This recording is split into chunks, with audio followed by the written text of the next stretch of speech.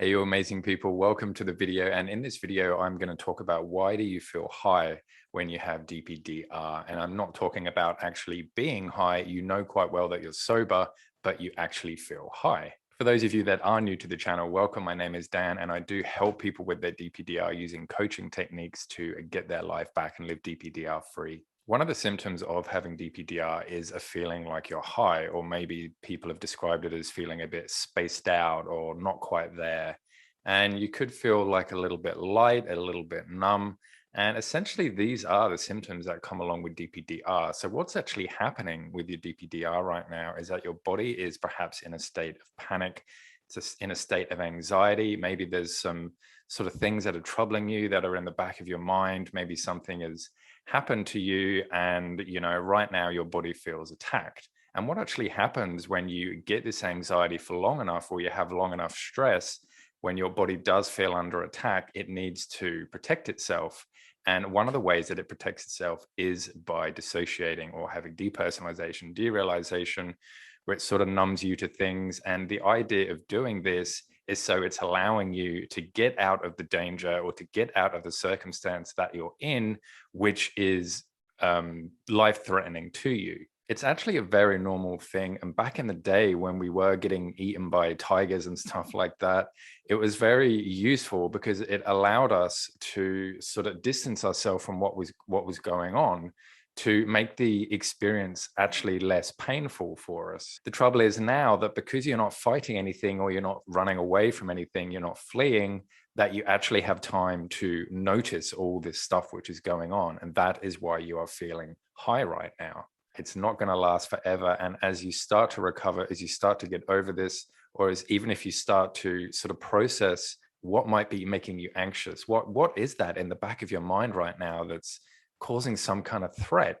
Is it something said to you? Is it something you've said to yourself about a certain event that happened or a situation that happened, and you're not able to quite process it? And I do know what it feels like. It does really suck to not really know what it is. So one of the first things that you can do is just to sort of write it down. And the way that writing down helps is because it lets you get to terms and collect your thoughts.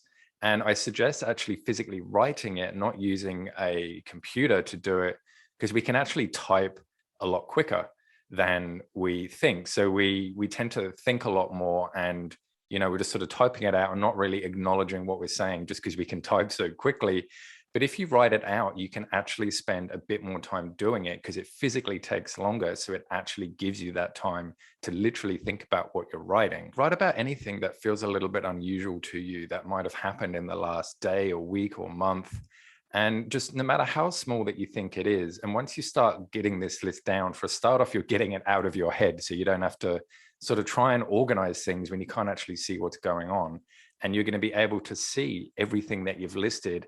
And maybe you'll be able to identify, oh, blah, blah, blah said this to me. And, it sort of freaked me out a little bit. Or, oh, I thought this in this situation, and I've never thought that before. And this freaked me out. And once you've identified it, then you can do the next step, which is to begin to process it, challenge it. Is what my friend said actually true? Am I just reading into it? Was I in a bad mood that day and it was more negative than what it should have been? All that type of stuff, sort of going through it and trying to pick it apart and be a little bit more standoffish and objective about it is really going to help you to sort of process this.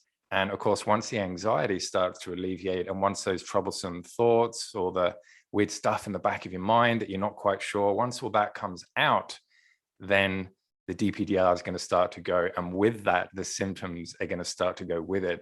So this feeling of being high is not permanent. It can go. It's not going to do any damage to you. It's not going to be lasting. And as soon as you start to get on the road to recovery, then eventually it's going to lessen and lessen to the point where it actually stops and you're no longer feeling high at all. I hope you've learned a little bit from this video and you've liked it. And if you do want to ask me anything about DPDR and how to overcome it, then please reach out to me and I'll do my best to answer you. All my contacts are in the description of the video. And until next time, I will see you all in the next video. Bye.